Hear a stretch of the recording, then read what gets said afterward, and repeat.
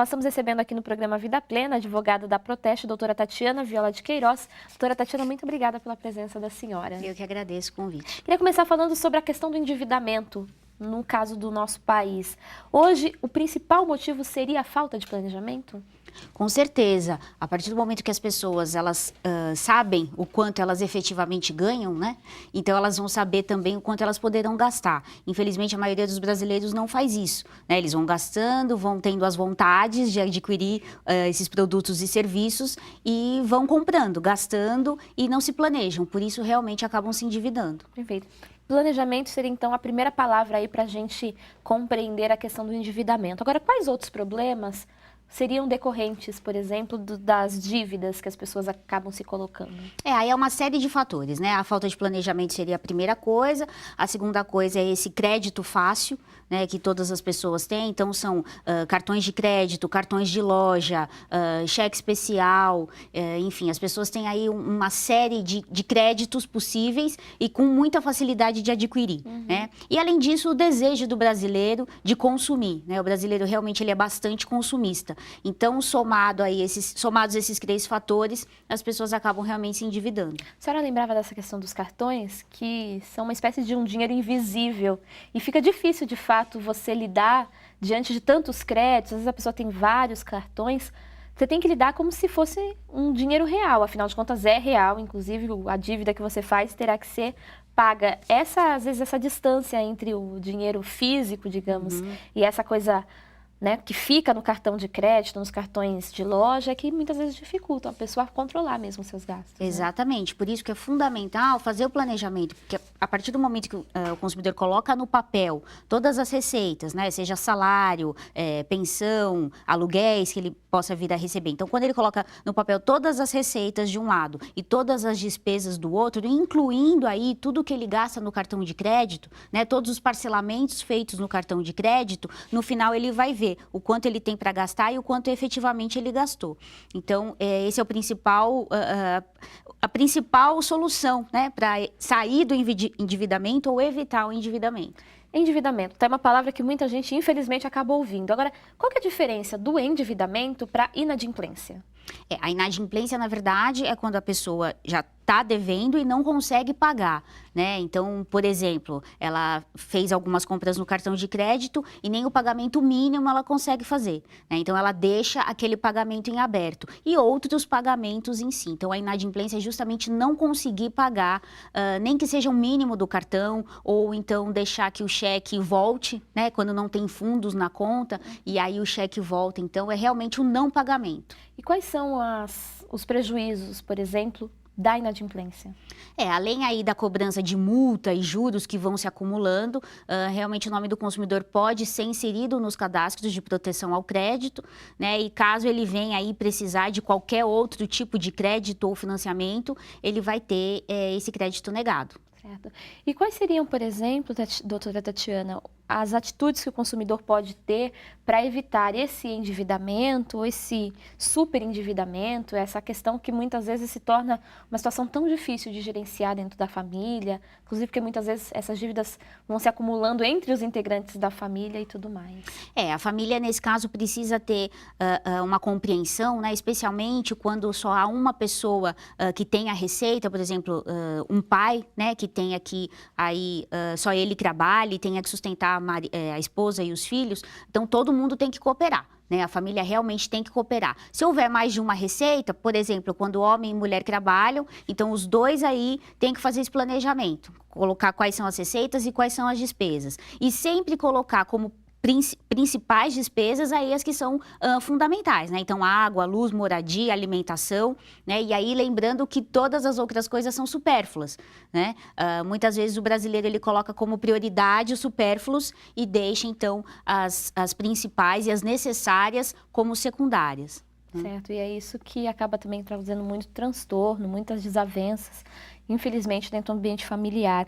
E aí a gente mencionava, por exemplo, a questão dos financiamentos, né, e de outras maneiras que muitas vezes comprometem um valor até que significativo do orçamento familiar, quais seriam as recomendações para uma pessoa que vai começar um financiamento, seja ele de grande porte, como o caso de um imóvel, por exemplo, ou outros menores também? Sempre lembrando que todo financiamento inclui juros, né? Então, quanto maior o financiamento, quanto mais tempo vai demorar para pagar esse financiamento, mais juros o consumidor vai pagar, né? É claro que, por exemplo, um financiamento de imóvel, na maioria das vezes aí se faz em 20, 30 anos. E mesmo que a taxa de juros para esse tipo de financiamento seja menor, porque há como garantia o próprio imóvel, muito provavelmente a parcela desse financiamento vai ser muito grande. Então, ele tem que lembrar que ele vai ter, por exemplo, a parcela do financiamento do imóvel. Se ele fizer um financiamento de carro, é mais essa parcela, né? O brasileiro, ele costuma pensar, isso cabe no meu bolso? Cabe. Mas ele esquece de somar todas as parcelas, todos os financiamentos que ele tem durante o mês. E aí é que muitas vezes ele acaba se endividando, né? Ele pensa naquilo como único parcelamento, ou a única coisa que ele tem para pagar, e esquece de todas as outras coisas. Então, o fundamental é saber o quanto ele gasta no total durante o mês. Agora, quando a gente fala desses grandes financiamentos, dessas questões, dessas aquisições maiores, as pessoas até tem um pouquinho mais de cautela. Agora, essas compras menores que a gente vai realizando, muitas vezes fogem do controle. A senhora mencionava a questão dos juros, e que é uma coisa importante, porque muitas vezes, quando a gente bota na ponta do lápis, o produto que poderia se pagar, se a gente fizesse o pagamento à vista com valor X, fica quase o dobro, muitas vezes, por conta dessa quantidade de juros que muitas vezes não é considerada na hora da compra. Exatamente. Por exemplo, se você vai comprar um eletrodoméstico, né? Você vai parcelar no cartão de crédito em 10 vezes sem juros, entre aspas, porque sempre vai ter juros. Se o consumidor souber que ele vai ter aquele valor da parcela para pagar efetivamente no cartão de crédito, ok. Mas o problema é que ele faz essa compra daquele eletrodoméstico e ele vai comprando várias outras coisas. Ele divide, mas age como se tivesse pagado à vista. E aí ele vai comprando várias outras coisas, e aí quando chega a fatura do cartão, a fatura está muito alta, então ele vai e paga o mínimo, né? E o cartão de crédito é um dos juros mais altos, né, que nós temos de financiamento no Brasil e no mundo, né? O brasileiro, ele paga uns juros altíssimos no cartão de crédito, justamente porque o banco, ele não tem nenhuma garantia de recebimento desse valor que foi gasto. É diferente do imóvel, por exemplo. O imóvel é a garantia de que o banco, caso a pessoa não pague, o banco vai receber aquele dinheiro de volta. O cartão de crédito, ele não tem garantia nenhuma, né? Então, as pessoas têm que ter, efetivamente, muito cuidado na hora de comprar com cartão de crédito.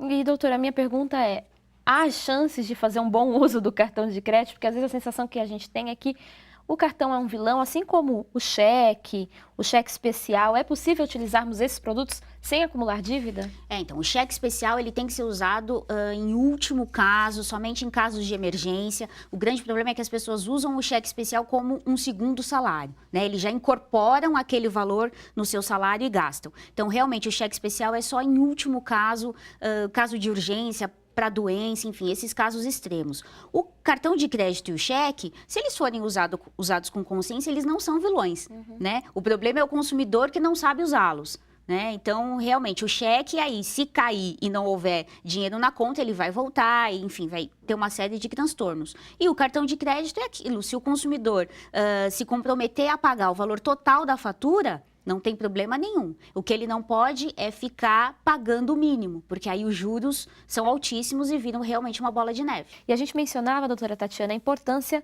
dessa solução, do problema ser resolvido em família, porque não adianta a gente olhar, por exemplo, e culpabilizar a pessoa, o integrante da família, como se ele fosse o único vilão. Essa união, esse momento de sentar mesmo, fazer planilha de gastos, todo mundo vê o que pode fazer, é fundamental para que se saia de uma situação de endividamento, certo? Exatamente, todo mundo tem que sentar, inclusive as crianças, né? A partir aí de 7, 8 anos, que ela já tem uma compreensão de contas, então colocar todo mundo sentado à mesa e fazer esse planejamento para que todo mundo saiba a real noção de como está a situação, né, dessa família, e todos possam colaborar. Muitas vezes são pequenos gestos que vão contribuir para que essas pessoas saiam do endividamento. E o Vida Plena conversa com você sobre esses assuntos, tirando suas dúvidas sobre esse tema. Doutora Tatiana, muito obrigada pela presença. A Proteste auxilia os consumidores não só na busca dos direitos, mas compreendendo e ensinando também sobre esses assuntos, esclarecendo sobre dúvidas como essas que nós trouxemos hoje. Exatamente. A Proteste tem aí como meta a educação para o consumo.